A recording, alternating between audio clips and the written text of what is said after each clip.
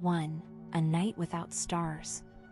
The thief named Jack moved in the shadows. The night was starless, the moon hidden behind clouds, leaving the city streets in a frightening darkness. Jack picked a target, an old mansion on the outskirts. The house looked abandoned, but rumors varied. Some said there was treasure hidden inside. Others said no one ever came back from there.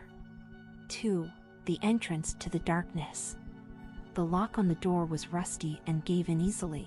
Jack stepped inside, sliding silently across the cold floor.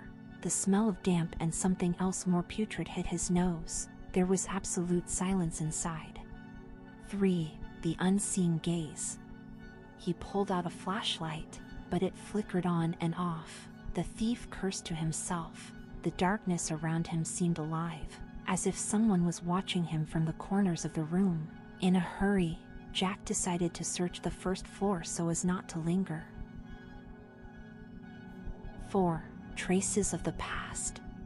There were old newspapers lying on the floor and faded portraits hanging on the walls. The faces were blurred, as if someone had intentionally erased them.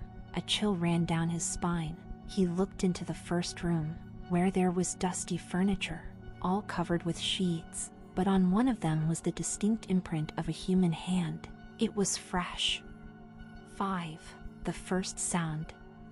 There was a low rustle. Jack froze, peering into the darkness. Could it be just rats? But then there was a sound no rodent could make, something like a low, muffled laugh. 6. Stairs up. Jack decided to go up to the second floor. He treaded carefully on the creaky steps, trying not to make a sound, but with each step, the feeling of unease grew stronger. He felt not like a thief, but like prey. 7. Corridor of shadows.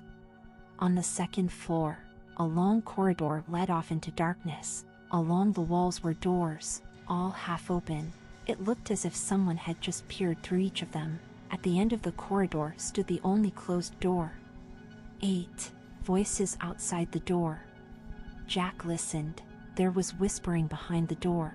The words were indistinct, but he heard his name clearly. Cold sweat broke out on his forehead. He'd never said his name, and no one was supposed to know he was here. 9. Opening.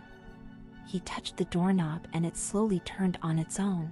The door opened, and something moved in the darkness of the room. Jack's eyes gradually became accustomed to the gloom, and he saw